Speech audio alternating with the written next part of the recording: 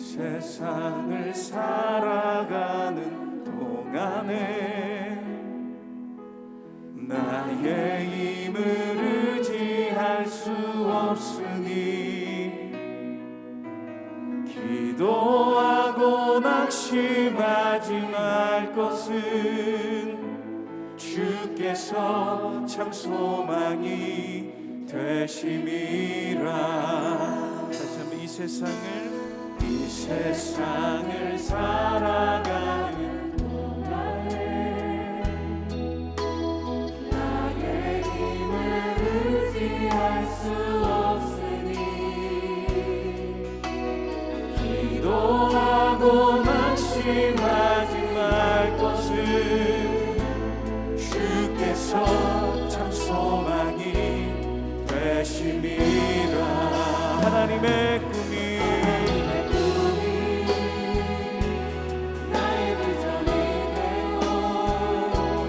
예수님의 성품이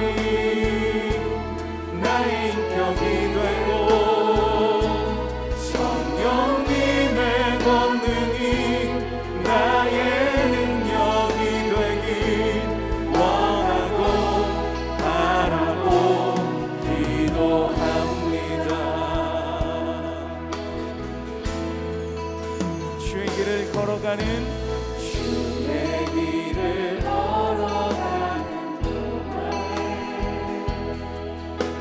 세상의 것 의지할 수 없으니 감사하고 낙심하지 말 것은 주께서 참 기쁨이 되심이라. 하나님의 꿈이 나의 비전이 되고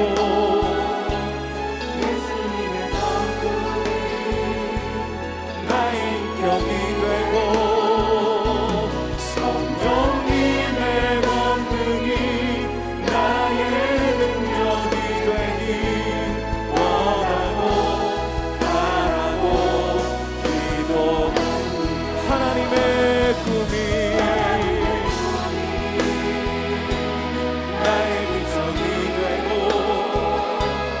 예수님의 성품이 나의 인격이 되고 성령님의 권능이 나의 능력이 되길 원하고 바라고 기도합니다. 보라, 사독과 그와 함께한 모든 레위 사람도 하나님의 언약궤를 메어다가 하나님의 궤를 내려놓고 아비아달도 올라와서 모든 백성이 성에서 나오기를 기다리도다. 왕이 사독에게 이르되, 보라, 하나님의 궤를 성읍으로 도로 메어 가라. 만일 내가 여호와 앞에서 은혜를 입으면 도로 나를 인도하사 내게 그 궤와 그 계신대를 보이시리라. 그러나 그가 이와 같이 말씀하시기를 내가 너를 기뻐하지 아니한다 하시면 종이 여기 있사오니 선히 여기시는 대로 내게 행하시옵소서 하리라. 내가 선견자가 아니냐? 너는 너희의 두 아들 곧 내 아들 아히마아스와 아비아달의 아들 요나단을 데리고 평안히 성읍으로 돌아가라. 너희에게서 내게 알리는 소식이 올 때까지 내가 광야 나루토에서 기다리리라. 사독과 아비아달이 하나님의 궤를 예루살렘으로 도로 메어다 놓고 거기 머물러 있으니라. 다윗이 감람 산길로 올라갈 때 그의 머리를 그가 가리고 맨발로 울며 가고 그와 함께 가는 모든 백성들도 각각 자기의 머리를 가리고 울며 올라가니라. 어떤 사람이 다윗에게 알리되, 압살롬과 함께 모반한 자들 가운데 아히도벨이 있나이다. 여호와여, 원하옵건대 아히도벨의 모략을 어리석게 하옵소서. 다윗이 하나님을 경배하는 마루턱에 이를 때 아렉 사람 후세가 옷을 찢고 흙을 머리에 덮어쓰고 다윗을 맞으러 온지라. 다윗이 그에게 이르되, 내가 만일 나와 함께 나아가면 내게 누를 끼치리라.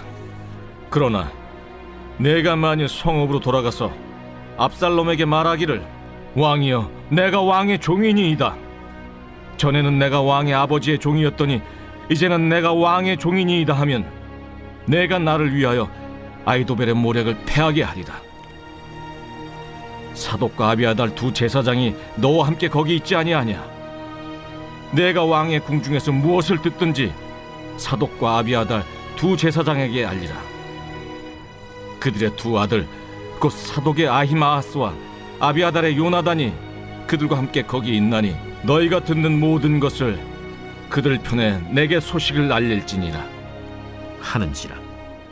다윗의 친구 후세가 곧 성읍으로 들어가고 압살롬도 예루살렘으로 들어갔더라.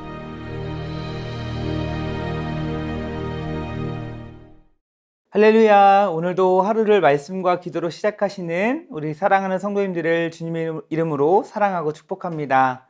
오늘도 오늘 하루의 시간을 보내시는 그곳에서 하나님께서 그곳에 부르시고 또 세우셨다라는 그 믿음으로 하나님을 전적으로 신뢰하며 하나님께서 부어주시는 놀라운 은혜와 평강을 누리시는 오늘 하루의 삶 되시기를 주님의 이름으로 축복합니다.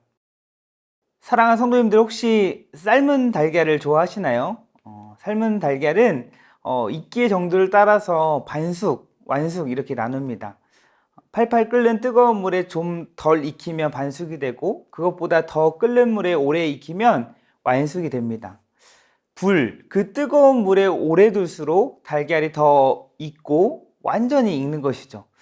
사람의 삶도 이와 유사합니다. 우리가 사람의 외면을 보고도 성숙하다 하지만 사람의 내면을 통해 흘러나오는 삶의 모습을 보고 그 사람에 대해 참 성숙한 사람이다 라고 이야기를 하죠. 어떻게 그렇게 내면이 성숙해질 수 있었는가 한번 이야기를 들어보면 살아가면서 고난도 많이 있었고 또 이런 일 저런 일 살면서 산전수전 다 겪었기 때문에 저렇게 성숙한 내면을 갖게 되었구나 라는 사실을 이야기를 듣고 깨닫게 됩니다. 마치 달걀이 뜨거운 물에서 익어서 완숙이 되듯이 사람은 어떤 고난이나 어려움을 통해 성숙해져 가는 것이죠. 성숙한 사람은 어떠한 사람입니까? 어떤 외부적인 것에 쉽게 반응하지 않습니다. 쉽게 감정이 휘둘리지 않죠. 어떠한 내면의 동요가 있지 않습니다. 그 중심이 견고하게 세워져 있음을 보게 되는 것이죠. 그러나 우리가 살아가면서 나는 참 성숙하지 못한 사람이야 라고 느낄 때가 언제입니까? 감정적으로 쉽게 휘둘릴 때, 내 감정을 제대로 컨트롤하지 못할 때 우리는 우리 스스로를 성숙하지 못하다라고 생각합니다. 마치 어린아이처럼 뭐가 잘 안 되거나 또 내가 원하는 것을 얻지 못했을 때, 무언가를 못하게 했을 때 어린아이가 막 울면서 보채는 것처럼 우리의 마음을 지키지 못하고 아직 성숙하지 못한 우리 자신을 보게 되는 것이죠. 신앙생활에 있어서도 마찬가지입니다. 많은 사람들이 하나님을 믿고 또 하나님 앞에서 신앙인으로 살아갑니다. 그러나 모든 사람이 같은 신앙의 정도를 가지고 살아가는 것은 아니죠. 정말 성숙한 신앙인의 모습으로 살아가는 사람도 있고 아직은 조금은 미성숙한 그러한 신앙인의 모습으로 살아가는 사람도 있음을 보게 됩니다. 오늘 말씀을 통해서 어떠한 사람이 과연 성숙한 신앙인인지, 성숙한 신앙인의 과연 참된 모습은 어떠한 모습인지 오늘 말씀을 통해 함께 살펴보길 원합니다. 먼저 성숙한 신앙인은 어떤 상황에서든지 하나님을 전적으로 신뢰하는 삶을 살아갑니다. 어제 이어 계속해서 다윗이 자신의 아들 압살롬의 반역과 이스라엘 백성의 마음이 다 압살롬에게 쏠렸다라는 소식을 듣고 예루살렘 성에서 도망쳐 나오는 장면을 함께 살펴보고 있는데요. 다윗은 자신의 아들 압살롬을 피해 예루살렘에서 도망쳐 빠져나와서 기드론 시내를 건너 광야길로 향하게 됩니다. 그런데 그렇게 도망치는 가운데 앞에서 누가 기다리고 있었습니까? 24절 말씀을 보니까 사독과 그와 함께한 모든 레위 사람, 그리고 아비아달이 하나님의 언약궤를 메어다가 놓고 기다리고 있는 것입니다. 다윗은 오래전부터 레위 자손들에게 호의를 베풀기도 하고 또 나라에 그들을 요직을 맡기기도 하고 또 이렇게 종교 지도자들과 좋은 관계를 맺었던 것으로 보입니다. 그렇게 좋은 관계 속에 있었기 때문에 그들이 이제는 다윗이 이런 위험에 빠졌을 때 다윗을 돕겠다고 찾아온 것입니다. 그런데 다윗을 지지하며 돕기 위해서 그들이 했던 것은 무엇입니까? 하나님의 언약궤를 예루살렘에서 빼와서 다윗의 행렬 가운데 놓는 것입니다. 언약궤는 무엇입니까? 언약궤는 하나님의 임재를 상징합니다. 하나님께서 함께 하신다라는 것을 상징하는 것이기 때문에 그 언약궤를 다윗의 행렬 가운데 두었을 때에 다윗의 그런 왕으로서의 권위를 세워줄 수 있고, 또 언약궤를 소유하고 있어야 다윗이 진정 하나님께서 세우신 왕이다라는 그러한 정당성을 확실하게 할 수 있을 거라 생각했기 때문에 그들이 그 언약궤를 다윗의 곁으로 가져온 것입니다. 또 이스라엘 백성들에게 있어서 언약궤는 마치 승리를 가져다주는 그런 부적과 같았기 때문에 아마도 그 언약궤가 있어야 반역한 압살롬으로부터 승리할 수 있다라는 그런 믿음이 있었기 때문에 그 언약궤를 다윗에게 가져온 것이죠. 그러나 그들의 생각과 또 의도와 다르게 다윗은 어떻게 반응합니까? 25절 말씀에 하나님의 궤를 성읍으로 도로 메어가라. 다시 원래 있던 곳으로 갖다 두라는 것입니다. 왜 그렇습니까? 이스라엘 백성들이 그 언약궤를 마치 은혜를 입는 도구로 또는 부적으로 생각했지만 다윗은 언약궤를 그렇게 자신에게 은혜를 베풀게 하는 어떠한 수단으로 생각할 수 없고, 이리저리 그 언약궤를 들고 다니는 것조차도 하나님을 이용하는 것이라 생각했기 때문에 다윗은 다시 도로 메어가라라고 한 것이죠. 그런데 사실 초반에 언약궤에 대한 다윗의 모습을 보면 다윗 역시도 원래는 그렇지 않았습니다. 초반에 다윗 자신의 어떤 왕권의 정당성을 언약궤에서 찾으려고 했고, 또 언약궤를 때론 자기를 위해 이용하는 모습도 보게 됩니다. 다윗 역시도 언약궤가 가지고 있는 이 상징성을 너무나도 잘 알고 있었기 때문에 사실 원래대로라면 언약궤가 자신에게 딱 왔을 때 당연히 잘 됐다, 이제 됐다, 언약궤가 나한테 있다라는 그 사실로 안도하며 기뻐했을 텐데 지금 다윗은 그렇지 않았다라는 것입니다. 왜 그럴까요? 다윗은 앞서 하나님 앞에 범죄한 이후에 고난의 시간을 경험하게 됩니다. 그런 고난의 그런 시간 과정 속에서 다윗은 모든 것의 주권이 하나님께 있다라는 사실을 경험하게 됩니다. 눈에 보이는 어떠한 상징물이 아니라 눈에 보이지 않지만 나와 함께 하시고 나의 삶의 일거수일투족을 살펴보시는 살아계신 하나님의 손에 내 삶이 있다는 사실을 철저히 깨달았던 것이죠. 하나님 앞에 범죄하고 또 그로 인해 고난의 과정을 겪었지만 그 시간을 통해 다윗의 신앙이 성숙해지게 된 것입니다. 그래서 하나님을 의식할 수밖에 없고 또 하나님을 전적으로 의지할 수밖에 없게 된 것입니다. 한편으로 다윗은 이렇게 아들 압살롬이 반역하여 도망치는 신세가 된 것이 그건 역시도 자신의 죄에 대한 하나님의 심판이지 않을까, 이런 의식하지 않을 수가 없었던 것입니다. 그래서 다윗은 이렇게 이야기합니다. 25절과 26절에 보라, 하나님의 궤를 성읍으로 도로 메어가라. 만일 내가 여호와 앞에서 은혜를 입으면 도로 나를 인도하사 내게 그 궤와 그 계신 데를 보이시리라.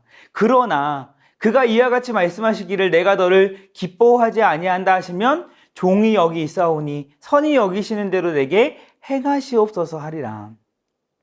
하나님을 이제는 전적으로 신뢰하기 때문에 앞으로 내 삶에 진행되는 어떠한 방향과 결과를 다 하나님의 손에 맡기기로 했음을 이렇게 이야기하고 고백하는 것입니다. 모든 것이 하나님의 손에 달렸기 때문에 하나님께서 은혜를 베푸시면 궤와 그 계신 곳을 다시 볼 것이고, 만일 그것을 하나님이 기뻐하지 아니한다 하시면 하나님이 선하신 대로 내게 행하실 것이다 라고 이야기하는 것입니다. 하나님을 전적으로 신뢰하였기 때문에 언약궤를 돌려보내면서 이렇게 고백한 것입니다. 오늘 말씀을 통해서 다윗이 위기 가운데서 하나님께 자신의 삶의 앞으로의 방향과 결과를 하나님께 온전히 맡겼듯이 우리에게도 어떤 상황에서든지 하나님만 바라보고 하나님만 신뢰할 수 있는 이러한 굳건한 믿음이 우리에게 있기를 간절히 소망합니다. 우리에게 하나님을 전적으로 신뢰하는 그러한 믿음이 있어서 이 땅에서 삶이 성숙한 신앙인의 참된 모습으로 내 삶에 정말 하나님의 선하신 그 뜻 가운데 있음을 믿으며, 그래서 하나님께 모든 것을 맡기며 담대하게 살아갈 수 있게 되기를 주님의 이름으로 축복합니다. 우리에게 삶에 어떠한 어려움이 있을지라도, 우리에게 개인의 삶에 또 가정에 어떤 문제나 어떤 고난이 있을지라도 하나님은 여전히 살아계셔서 우리와 함께 하시고 우리의 삶을 하나님의 뜻 가운데 인도해 주실 줄 믿습니다. 살아계신 하나님 앞에 모든 것을 다 부르짖으며 토해내고 나의 길을, 나의 염려와 모든 무거운 짐을, 나의 모든 행사를 다 하나님께 맡길 때 하나님께서 우리를 돌보아 주시고 또한 하나님의 일하심을 경험하게 될 줄 믿습니다. 성숙한 신앙인의 참된 모습은 하나님의 주권을 인정하며 어떤 상황에서도 하나님께 모든 것을 맡기며 하나님을 전적으로 신뢰하는 것입니다. 이렇게 하나님 앞에서 성숙한 신앙인으로, 성숙한 성도로 하나님께서 주시는 은혜들을 날마다 풍성히 경험하시는 사랑하는 성도의 삶이 되시기를 주님으로 축복합니다. 더 나아가서 하나님 앞에서 성숙한 신앙인의 참된 모습은 단순히 하나님을 신뢰하는 것에서 끝나는 것이 아니라 하나님을 신뢰하는 믿음을 기초로 내가 해야 할 일을 하는 것입니다. 오늘 본문의 다윗을 보면 그렇습니다. 다윗이 사독과 아비아달 그리고 많은 레위 자손들을 돌려보내고 그들 편에 하나님의 궤를 보낸 것은 단순히 하나님의 궤를 제자리에 놓기 위함만이 아니었음을 볼 수 있습니다. 그들을 통해서 압살롬이 앞으로 어떤 작전을, 어떠한 전략을 펼칠지를 일종의 그들이 스파이가 되어서 파악하기 위해서 그들을 보낸 것입니다. 특별히 사독의 아들 아히마아스와 아비아달의 아들 요나단, 이 두 젊은 청년들을 세워서 발빠르게 소식을 전해 드리려고 합니다. 또 이 31절부터 보면 다윗은 어떤 사람을 통해서 아히도벨에 대한 소식을 듣게 되는데, 이 아히도벨이라는 사람은 이전부터 다윗에게 많은 도움을 주는 탁월한 전략가이자 또 다윗이 매우 신뢰했던 조언자였던 것으로 보입니다. 그랬던 그가 지금 압살롬과 함께 반역한 자들 가운데 있다라는 그 소식을 이제 다윗이 듣게 된 것입니다. 다윗에게 이 소식은 너무나도 청천벽력과 같은 소식이었을 것입니다. 그래서 다윗은 그 이야기를 듣고 하나님 앞에 기도합니다. 31절에 보니까 아히도벨의 모략을 어리석게 하옵소서. 그가 얼마나 뛰어난 지략가이자 전략가임을 알기 때문에 그의 모략과 지혜를 어리석게 하실 것을 하나님을 신뢰하며 기도한 것입니다. 그런데 그렇게 기도하고 나서 누구를 만나게 됩니까? 32절에 아렉 사람 후세라는 사람을 만나게 됩니다. 후세라는 사람 역시도 오늘 본문 마지막 절에 친구라고 표현하는 거 봐서 아히도벨 못지않게 다윗 가까이에서 다윗 왕권에 영향력을 미치는 인물이었던 것으로 보입니다. 다윗의 기도에 대한 하나님의 응답이었던 것이죠. 다윗은 이 후세를 통해서 이제 더 정확한 정보를 얻기 위해 예루살렘 성읍으로 들어가게 합니다. 후세의 나이가 적지 않음으로 인해서 함께 다니는 것은 짐만 될 뿐이고 오히려 성읍으로 돌아간다면 자신에게 큰 도움이 될 것이라 생각했기 때문에 후세를 이제 성읍으로 돌려 보내려고 한 것이죠.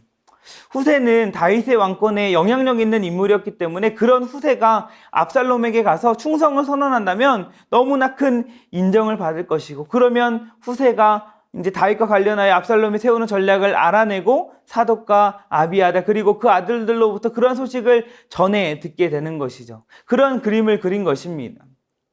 결국 다윗의 명령의 후세는 예루살렘 성읍에 들어가게 되는 37절에 보니까 간발의 차이로 이제 그 성읍에 들어가게 됩니다.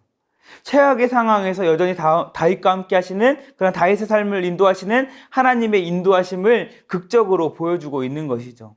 이처럼 다윗은 전적으로 하나님을 신뢰함과 동시에 지혜를 가지고 자신이 해야 할 일들을 펼치는 그러한 모습을 보게 됩니다. 그냥 막연히 하나님 믿습니다, 하나님 신뢰합니다 하고 아무것도 하지 않고 도망만 다닌 것이 아니라 하나님께서 내 삶을 선하신 그 뜻 가운데 인도하실 것이다라는 그 믿음을 기초로 해서 하나님께서 주신 지혜로 하나하나 자신이 할 수 있는 것들을 준비하고 진행하는 이러한 모습을 오늘 본문을 통해서 볼 수 있는 것입니다. 이러한 다윗의 모습을 통해서 우리가 기억해야 할 것은 무엇입니까? 성숙한 신앙인의 모습은 그저 손 놓고 하나님 믿습니다, 하나님 해결해 주세요 하는 것이 아니다라는 것입니다.